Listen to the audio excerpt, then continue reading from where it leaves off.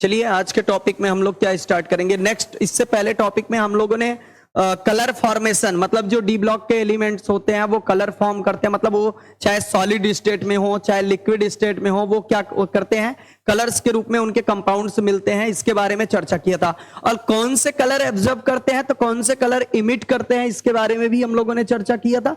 Next हमारा जो topic रहेगा वो हमारा टॉपिक क्या है,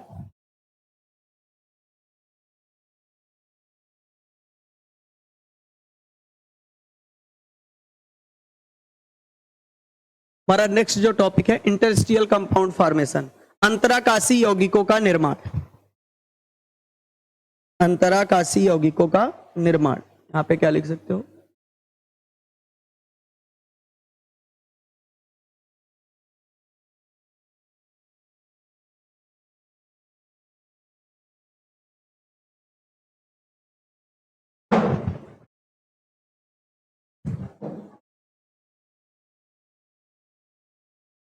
ठीक।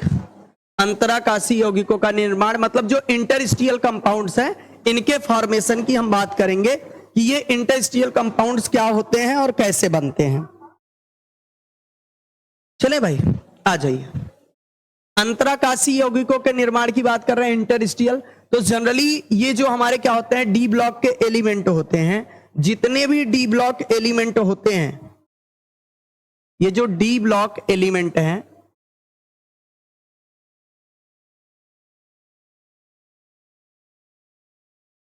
डी ब्लॉक एलिमेंट्स जो होते हैं ये सबसे ज्यादा एससीसी,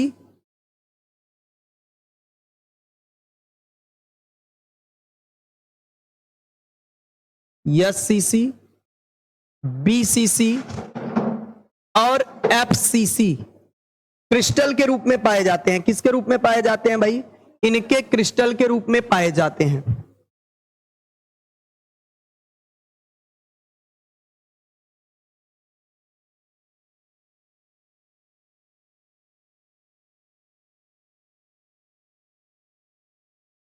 ये बेटा जो एससीसी, बीसीसी, एफसीसी क्या है, सॉलिड स्टेट में पढ़ाया जाता था। ये कोष्टिकाएं हैं। एससीसी का मतलब होता है सिंपल क्यूबिक सेल, सरल या आद्य एकक कोष्टिका। बीसीसी का मतलब होता था बॉडी सेंटर्ड सेल, जिसे हम बोलते थे काय केंद्रित कोष्टिका। और एफसीसी का मतलब होता था फेस सेंटर्ड सेल, जिसे हम फलक केंद्रित एकक कोष्टिका कहते थे। एससीसी, बीसीसी और एफसीसी के फॉर्म में जब ये पाए जाते हैं तो इनके पार्टिकल्स के बीच में कुछ गैप, जैसे एससीसी का मतलब यहां थोड़ा समझना, ऐसे क्यूबिक सेल होते थे, ऐसे क्यूबिक सेल होते थे जिसमें बेटा, जिसमें आप कह सकते हो पार्टिकल्स सिर्फ सेल के, मतलब जो एकक कोष्टिका होती थी उसके कोनों पर, मतलब इसमें सिर्फ पार्टिकल्स कहां पाए जाएंगे, जितने कोने हैं यहीं पर पाए जाएंगे।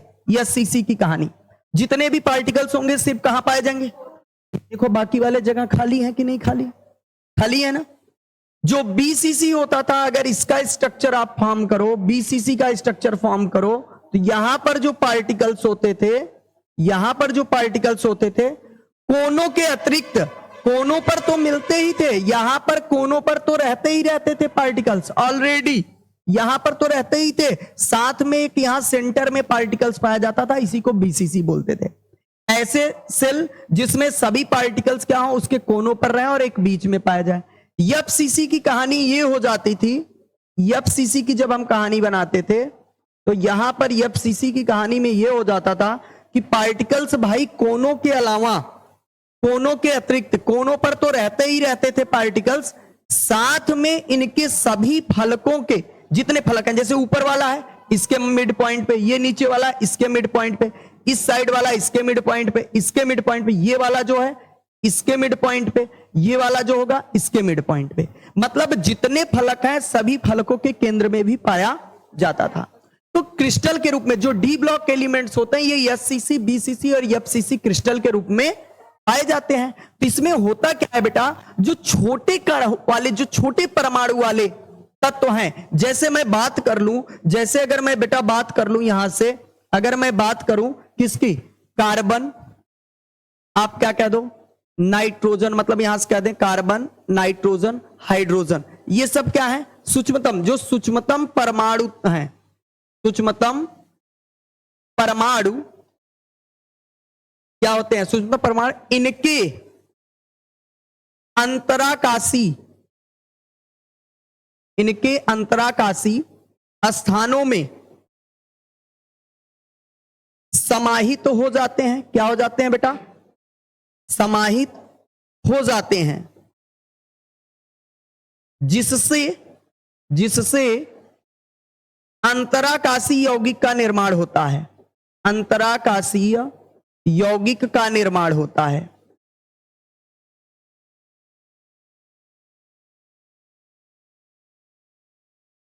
बात समझिएगा, ये जो कार्बन, नाइट्रोजन, हाइड्रोजन का साइज इतना छोटा है ना कि इन पार्टिकल्स के, जैसे ये बॉडी सेंटर्ड हो गया, इसका ये फेस खाली है कि नहीं? ये वाला प्लेस खाली है ना? ये देखो, ये वाला प्लेस इस बंदे का, ये वाला प्लेस खाली है, ये वाला प्लेस खाली है, ये वाला प्लेस खाली है, ये वाला प्लेस खाली है कि नहीं खाली है? तो ये जो छोटे पार्टिकल्स हैं, जैसे कार्बन जाके यहां समाहित हो गया, यहां बैठ गया, यहां बैठ गया, यहां बैठ गया, तो इसके इंटरस्टिशियल में जाके समाहित हो गया। अब समाहित होने के कारण ये कंपाउंड क्या हो गया? एक अंतराकाशीय यौगिक बन गया। क्या बन गया?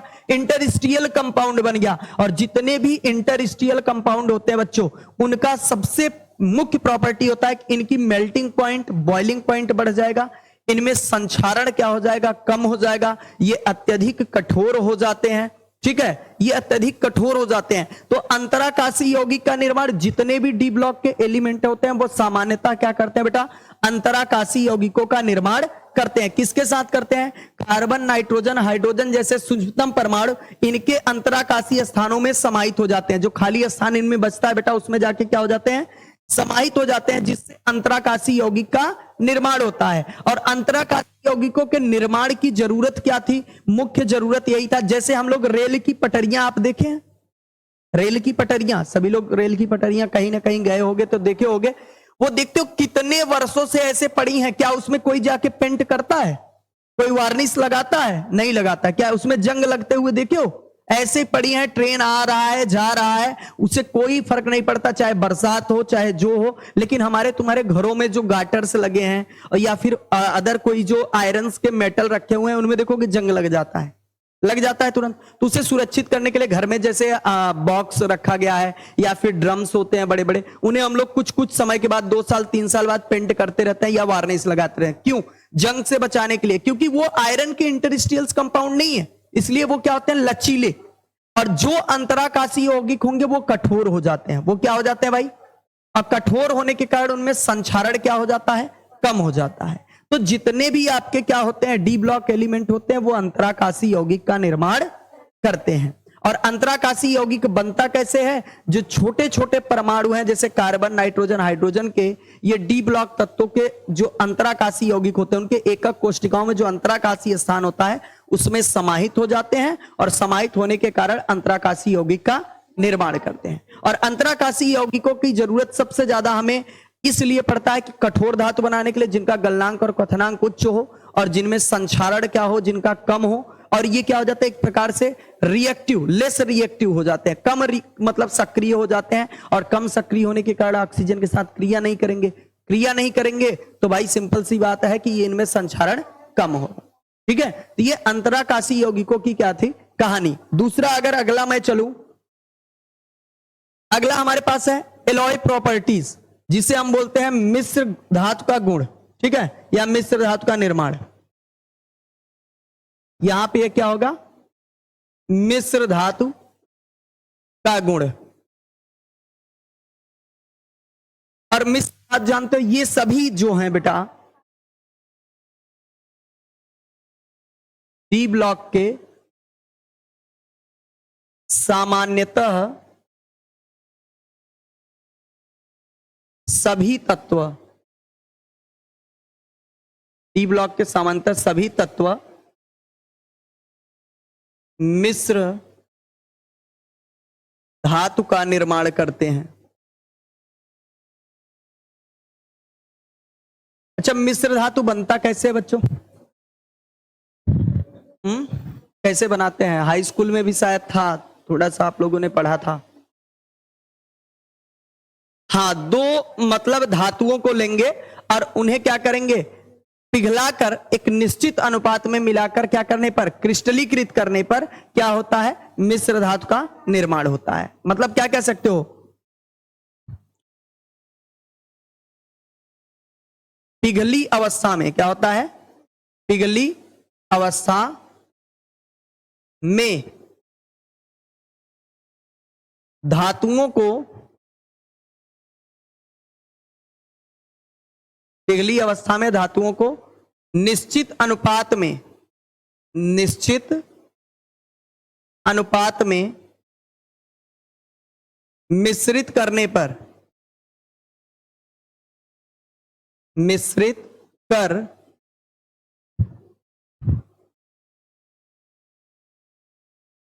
क्रिस्टलीकृत करने पर, क्रिस्टलीकृत करने पर मिश्र धातु का निर्माण होता है,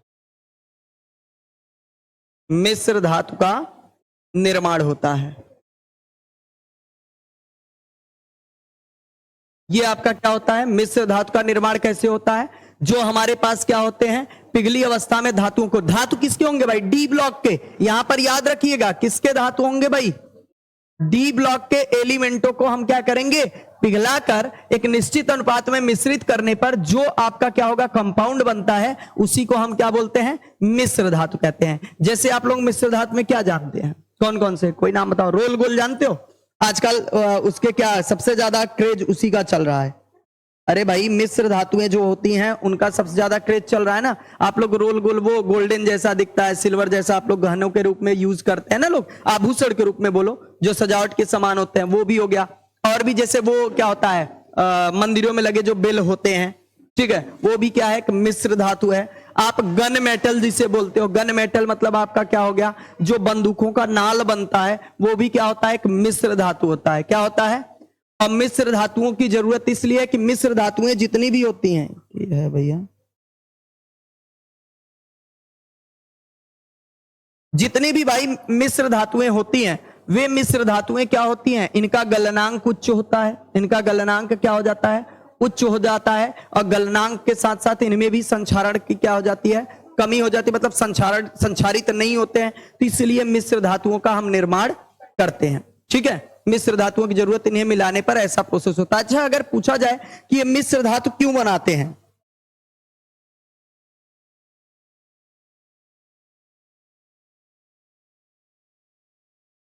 क्या रीजन होता है, क्या रीजन है कि ये मिश्र धातु बनाते हैं, मतलब और कोई नहीं बना रहा। जैसे यस ब्लॉक वाले में भी तो यस ब्लॉक के जो एलिमेंट है वो भी तो मेटल है भाई, वो भी तो मेटल हैं, वो क्यों मिश्र धातु नहीं फॉर्म कर रहे हैं? नहीं नहीं, वो तो बेटा अपनी जरूरत के लिए। मैं मिश्र धातु क्यों बनाया, क्योंकि मुझे ऐसे पदार्थ चाहिए थे जिनका गलनांक क्वथनांक अधिक हो, जो अत्यधिक कठोर हो, वो तो मेरा रीजन हो गया। लेकिन मैं ये बात पूछ रहा हूं कि मिश्र धातु जो है वो मतलब सिर्फ डी ब्लॉक वाले ही एलिमेंट क्यों ओलाई प्रॉपर्टी रिप्रेजेंट करते हैं भाई? सोडियम, पोटेशियम, ये सब भी तो हो गए जो यस ब्लॉक के एलिमेंट है, वो भी तो मेटल हैं, वो क्यों मिश्र धातु नहीं बना रहे हैं? अगर आपसे पूछा जाए भाई और भी तो मेटल हैं, डी ब्लॉक वाले ही क्यों बना रहे हैं, अदर लोग क्यों मिश्र धातु नहीं बनाते हैं? हाँ, बाकी मेटल नहीं होते हैं। यस ब्लॉक के एलिमेंट क्या होते हैं बेटा? यस ब्लॉक के एलिमेंट क्या होते हैं बताइए? यस ब्लॉक के भी सारे के सारे एलिमेंट मेटल होते हैं, यस ब्लॉक के भी। अभी पी ब्लॉक में चले जाओ, पोलोनियम क्या है? पोलोनियम क्या है भाई बताइए? बिस्मिथ क्या है? ये सब मेटल हैं, लेकिन ये वीक मेटल है। क्या है भाई? वीक मेटल है। कौन बोला कि बस डी ब्लॉक में ही मेटल है?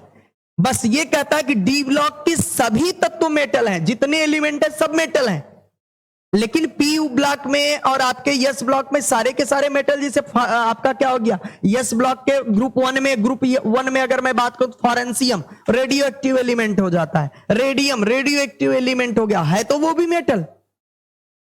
ठीक है, बिस्मिथ की बात किया मैंने, पोलोनियम की बात किया, ये सब भी तो मेटल है, वीक मेटल है। ये किसने बोला कि मेटल नहीं है? डी ब्लॉक के सभी तत्व मेटल हैं, बट पी ब्लॉक और यस ब्लॉक में सभी तत्व मेटल नहीं है। यस ब्लॉक में तो सभी हैं, बस रेडियो एक्टिव हो जाते हैं। पी ब्लॉक में सभी नहीं है, वहां नॉन मेटल है। मैंने यही सवाल किया कि सिर्फ डी ब्लॉक वाले ही मिश्र धातु क्यों बनाते हैं? एग्जाम में पूछता है बेटा, कॉम्पिटिटिव एग्जामों में। प्रबल होने की वजह नहीं है। इतनी बार आप लोगों को मैंने इसका एक ट्रू नेचर बताया है, कितनी बार बक्का है भाई चीज। क्या बोला है भैया? सबसे ज्यादा इसकी कौन सी शब्दों का किया गया है? इसमें डी ऑर्बिटल जो होते हैं वैकेंट होते हैं। क्या होते हैं? सबसे पहला लक्षण रिक्त डी कक्षक के कारण। किसके कारण? इसमें रिक्त डी कक्षक, और किसी में ऑर्बिटल्स क्या वैकेंट, इसमें वैकेंट ऑर्बिटल मिलते हैं। पहला लक्षण इसका यही होता है कि इसमें वैकेंट ऑर्बिटल पाए जाते हैं। दूसरा चीज, इसके क्रिस्टल में कह सकते हो, इसके क्रिस्टल में डिफेक्ट्स पाए जाते हैं। डिफेक्ट्स इन दियर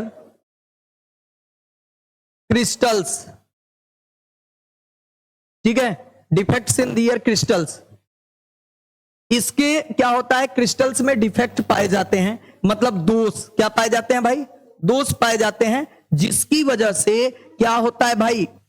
डिफेक्ट पाए जाने की वजह से जो अंतराकाशी यौगिक बनाता है, मिश्र धातु बनाता है, उसमें दोष होते हैं, जगह होते हैं। तो इसलिए दूसरे एलिमेंट्स मतलब एक दूसरे में क्या हो जाते हैं भाई? मिश्रित हो जाते हैं। एक दूसरे में क्या हो जाते हैं? मिश्रित हो। ठीक है। तीसरा, आपका जो तीसरा पॉइंट इसमें कहता है, they are present change oxidation state. Change oxidation state, ये क्या करते हैं भैया? परिवर्ती संयोजकता प्रदर्शित करते हैं। क्या प्रदर्शित करते हैं? परिवर्ती संयोजकता प्रदर्शित करते हैं, इसलिए भी मिश्र धातु बनाते हैं। ये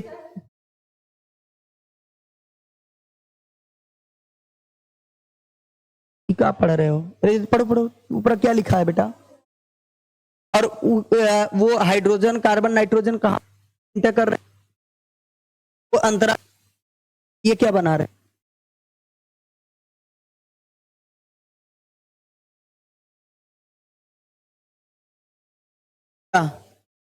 इसमें क्रिस्टल डिफेक्ट होते हैं बेटा, क्रिस्टल डिफेक्टेड होते हैं, इसलिए इन्हें मिल जाता है मिश्र धातुओं को रखने के लिए। ठीक है, वो तो उसके अंदर समाहित हो जाती है, अंदर नहीं समाहित हो रही है, मिश्रित होंगे। क्या होंगे भाई? एक बात बताओ, एक बात बताओ बेटा, जब आप किसी चीज को, जैसे आपने नमक लिया NaCl, NaCl को जब आप क्या करते हो? वाटर में डिसॉल्व करते हो, तो ये वाटर में डिसॉल्व क्यों होता है? जगह होता है? कोई जगह नहीं होता है। अच्छा, दोष होता है। अरे पागलों, ऑक्सीजन का कुछ स्ट्रक्चर इस तरीके से होता है, इस पे पार्शियल नेगेटिव, इस पे पार्शियल पॉजिटिव, इस पे पार्शियल। जैसे ही NaCl वाटर में डिसॉल्व करते हो तो ये क्या हो जाता है? Na पॉजिटिव के फॉर्म में ऐसे टूट जाता है। तो यहां होता क्या है कि जितने ऑक्सीजन वाले फॉर्म होते हैं, ऐसे जल जो होते हैं, इसे क्या करते हैं? इनके पास ये देखते हो गैप होता है, एंगुलर फॉर्म होते हैं, सबका एंगल होता है 104 डिग्री पे। उसके बीच वाला जगह तो खाली है ना, बीच वाला जगह खाली है। इस बंदे को कहता है भैया आ जाओ, जगह खाली है, इधर आके आप एडजस्ट हो सकते हो। तो ये क्या करता है? यहां पर एक dot dot dot dot bond बन जाता है, ऐसे डॉट डॉट करके। ये अदर भी जो ऑक्सीजन होते हैं, यहां से भी ये आपके जो अदर्स वाटर मोलिक्यूल्स होते हैं, सब इसे क्या कर लेते हैं? इस बंदे को अपने कोपचे में ले लेते हैं अंदर। ठीक है, और लेने के बाद भाई क्या करेंगे? ये डॉट बॉन्ड बन गया, ये बंदा डिसॉल्व हो गया, गायब हो गया। अब कहेंगे सर क्लोरीन बचा, क्लोरीन को ये दोनों ले लेते हैं, आजा भाई मेरे गोदी में तू आजा। इन दोनों को लेके क्या करते हैं? हजम कर जाते हैं। सोडियम क्लोराइड क्या हो गया? वाटर में डिसॉल्व हो गया ना डिसॉल्व। सेम ऐसे ही इसमें होता है, इसमें भी डिफेक्ट्स पाए जाते हैं, इसके क्रिस्टल में डिफेक्ट्स होते हैं, जहां पर प्लेस क्या हो जाते हैं? पाए जाते हैं। और इस वजह से जब ये एलॉय प्रॉपर्टीज प्रेजेंट करना होता है तो उसका मुख्य वजह यही आ जाता है। सबसे पहला कि इनके डी ऑर्बिटल्स वैकेंट होते हैं, खाली होता है, एक दूसरे में खाली। कहीं यार तुम हमारे में आके बस जाओ, हम तुम्हारे यहां बस जाते हैं। भाई हमारे यहां रूम खाली है, तुम्हारे यहां रूम खाली है, कहीं रह लेते हैं। दूसरी चीज डिफेक्ट्स इन दियर क्रिस्टल, इनके क्रिस्टल में दोष पाए जाते हैं, उस दोष का ही मुख्य कारण है जो मिश्र धातु ये बनाते हैं। They are present in change oxidation state, ये अपनी ऑक्सीडेशन स्टेट बदल सकते हैं जरूरत के अनुसार, इसलिए भी मिश्र धातु बनाते हैं। क्या सोडियम बदल सकता है अपना ऑक्सीडेशन स्टेट? +1 के अलावा बदल नहीं सकता। क्या कैल्शियम बदल सकता है? नहीं बदल सकता है। इसलिए बेटा जो चेंज ऑक्सीडेशन स्टेट रिप्रेजेंट नहीं करते। और मैं अगर बात करूं जो ऐसे हमारे पास क्या है भाई, आप बात कर सकते हो मेटल्स हैं जो जिनके पास वैकेंट ऑर्बिटल्स नहीं है, वो एलॉय प्रॉपर्टीज रिप्रेजेंट नहीं करते हैं। ये इसका मुख्य वजह है एलॉय प्रॉपर्टीज का। अभी इनमें आएगा कैटालिटिक प्रॉपर्टीज, एक और प्रॉपर्टी है। नेक्स्ट आ जाते हैं, लास्ट प्रॉपर्टी की बात करते हैं। अब हम चलेंगे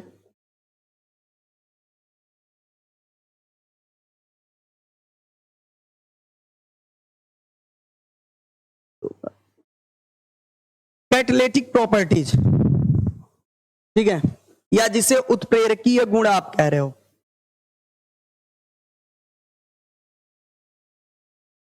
उत्प्रेरकीय गुण, ठीक, उत्प्रेरकीय गुण किया। उत्प्रेरकीय गुण क्या होता है? तो आप सामान्यतः लिख सकते हो, सामान्यतः डी ब्लॉक के, सामान्यतः डी ब्लॉक के सभी तत्व उत्प्रेरकीय गुण प्रदर्शित करते हैं। उत्प्रेरकीय गुण प्रदर्शित करते हैं। अच्छा, उत्प्रेरकीय गुण यहां भी प्रदर्शित करने का वजह क्या है? वही सेम वजह आ रहा है। क्या वजह आ रहा है भाई? इनके पास रिक्त क्या होता है? डी कक्षक उपलब्ध होता है। ये परिवर्तित ऑक्सीकरण अवस्था प्रदर्शित करते हैं। वही का क्या है? मुख्य कारण है। जैसे सपोज दैट क्या होता है, मैं ले लूं CH2 डबल बॉन्ड CH2, इसका मुझे क्या कराना है? अपचयन कराना हो तो हम लोग क्या करते हैं भाई? यहां करते क्या है, इस सरफेस पर हम क्या कर लेते हैं? हाइड्रोजन विथ क्या ले लेते हैं? निकिल। हाइड्रोजन विथ निकिल जब ले लेते हैं तो ये कन्वर्ट हो जाता है CH3 सिंगल बॉन्ड CH3 में। यहां निकिल एज द कैटलिस्ट, ये निकिल जो है एज द कैटलिस्ट वर्क कर रहा है, ठीक है, एज द उत्प्रेरक वर्क कर।